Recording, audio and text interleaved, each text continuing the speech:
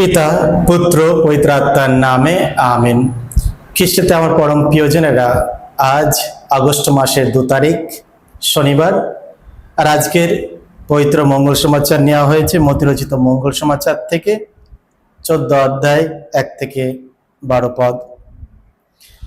সেই সময় সামন্তরাজ হেরোদ যিশুর সম্বন্ধে নানা জনশ্রুতি শুনতে পেয়ে একদিন তার পরিষদদের বললেন, উনি নিশ্চয় দীক্ষাগুরু যোহন, নিশ্চয় মৃতদের মধ্য থেকে আবার বেঁচে উঠেছেন। সেজন্যই তো এমন সব অলৌকিক কাজ করার শক্তি ওর মধ্যে সক্রিয় রয়েছে। ব্যাপারটা হলো এই, হেরোদ একদিন যোহনকে গ্রেপ্তার করেছিলেন এবং তাকে শেকলে বেঁধে কারাগারে বন্দিও রেখেছিলেন। তিনি তা করেছিলেন নিজের ভাই ফিলিপের স্ত্রী হেরোদিয়ার মুখ চেয়ে। কেননা যোহন হেরোদকে বারবার বলেছিলেন, না, হেরোদিয়াকে ভোগ করার অধিকার আপনার নেই। তিনি যোহনকে হত্যা করতেও চেয়েছিলেন, কিন্তু লোকদের জন্য তিনি মনে মনে ভয় পেয়েছিলেন, কেননা লোকে যোহনকে প্রবক্তা বলেই মানত। কিন্তু হেরোদ জন্মদিনে উৎসব হলো কি, সেই হেরোদিয়ার মেয়ে সকলের সামনে এসে নাচ দেখালো। সে হেরোদকে এমন আনন্দ দিল যে তিনি শপথ করে কথা দিলে বসলেন, মেয়েটি যা কিছু চাইবে তিনি তাই দেবেন।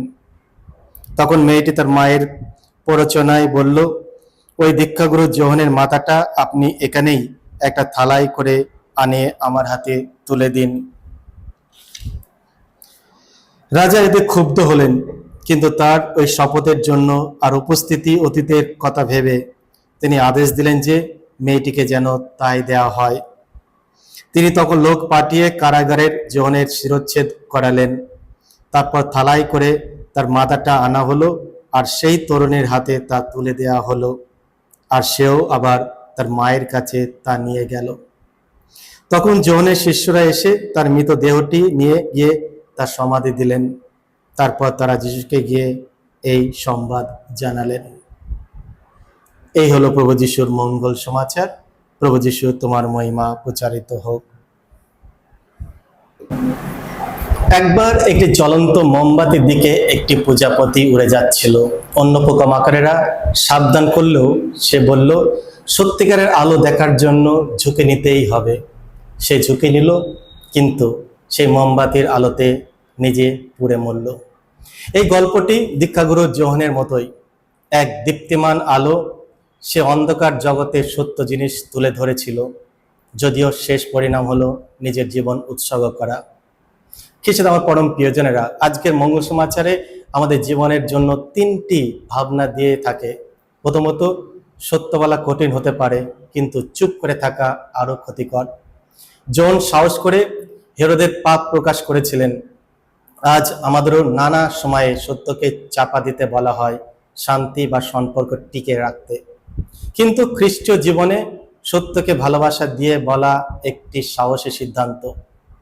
সত্য তোমাকে মুক্তি দেবে, যোহন 8:32, যদিও মাঝে মাঝে তা ব্যথাও দেয়। তাই প্রশ্ন, আমি কি সত্যের জন্য লাঞ্ছনা স্বীকার করতে প্রস্তুত? দ্বিতীয়ত, আপোষ বা কম্প্রোমাইজ আমাদের নৈতিকতা ধ্বংস করে। হেরোদ জানতেন যোহন ধার্মিক মানুষ, তবু লজ্জা, মান, ইজ্জত আর এক দুঃখজনক প্রতিজ্ঞার কারণে তিনি খারাপ সিদ্ধান্ত নেন। এক নিত্যের আনন্দ এক নিরপরাধ মানুষকে মৃত্যুর মুখে ফেলে দেয়। যা শুরু হয় বিনোদন দিয়ে, তা শেষ হতে পারে আত্মার বন্দিতে। তাই সতর্ক থেকো, ছোট আপোষগুলো বড় পাপের দিকে নিয়ে যেতে পারে। তৃতীয়ত, ঈশ্বরের প্রবক্তাদের কণ্ঠ থামানো যেতে পারে, কিন্তু তার বাণী থামানো যায় না। হেরোদ যোহনকে হত্যা করলেও কিন্তু তার বাণী যিশুর মধ্য দিয়ে আরো জোরে ছড়িয়ে পড়ে। সত্যিকারের খ্রিস্টানরা নির্ভয়ে কথা বলে, কারণ ঈশ্বরের বাণী কখনো স্তব্ধ হয় না। দুনিয়া আপনাকে প্রত্যাখ্যান করলেও ঈশ্বর আপনাকে ধরে রাখবেন। যিশু বললেন, ধন্য তারা যারা ধার্মিকতার জন্য নির্যাতিত হয়। মতি 5:10। আজকের মঙ্গল সমাচারে আরেকটি গুরুত্বপূর্ণ দিক আমাদের চোখ এড়িয়ে যায়, তা হলো এক মায়ের দ্বারা তার কন্যার নিষ্পাপ মনোবৃত্তির অপব্যবহার। হেরোদিয়াস নিজের কন্যাকে এক নিষ্ঠুর ও প্রতিহিংসাপরায়ণ ষড়যন্ত্রে একটি দাবার ঘুঁটির মতো ব্যবহার করেন। তার নিত্য হেরোদের আনন্দিত করায় হেরোদ বললেন, তুমি যা চাইবে আমি তোমাকে তা দেব। কিন্তু এই নিষ্পাপ কন্যাটি মায়ের প্রবচনায় দীক্ষাগুরু যোহনের মাথা চেয়ে বসল। এই দুঃখজনক ও নিষ্ঠুর অনুরোধ একটি শিশুর বোঝার ক্ষমতার অনেক বাইরে। হেরোদিয়াস, যিনি হেরোদের প্রতি তার তীব্র ঘৃণার অন্ধ হয়ে গেছিলেন, তিনি নিজের প্রতিহিংসা ও স্বার্থের জন্য নিজের কন্যার নিষ্পাপ মনকে ব্যবহার করেন। যেখানে একজন মা তার কন্যার নিষ্পাপ মনকে লালন পালন করে তাকে সৎ পথে পরিচালনা করবেন, সেখানে হেরোদিয়াস তাকে এক হীন কর্মের হাতিয়ার করে তুললেন। কি নির্মম মা! তিনি তার কন্যাকে কি শিক্ষা দিলেন? ভবিষ্যতে এই মেয়েটি কি হয়ে উঠবে? আরো এক প্রতিহিংসাপরণ খুনি তার মায়ের মতো। এই ঘটনা আমাদের স্মরণ করে দেয় সন্তানদের চরিত্র ও নৈতিকতা গঠনের দায়িত্ব বাবা মায়ের ওপর কতখানি। জয়নের মৃত্যুর সঙ্গে এই নিষ্পাপ কন্যার জড়িত পড়া আমাদের সতর্ক করে দেয় শিশুদের ভুল পথে পরিচালনা করার ফল কি হতে পারে।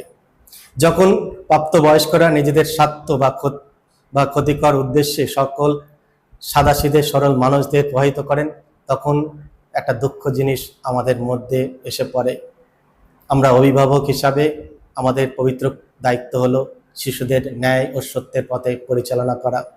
আমাদের কাজ হলো ছেলে মেয়েদের সঠিক ও ভুলের পার্থক্য শেখানো এবং সব কাজে তাদের ভালোবাসা, সত্য ও সততার পথে এগিয়ে যেতে উৎসাহিত করা।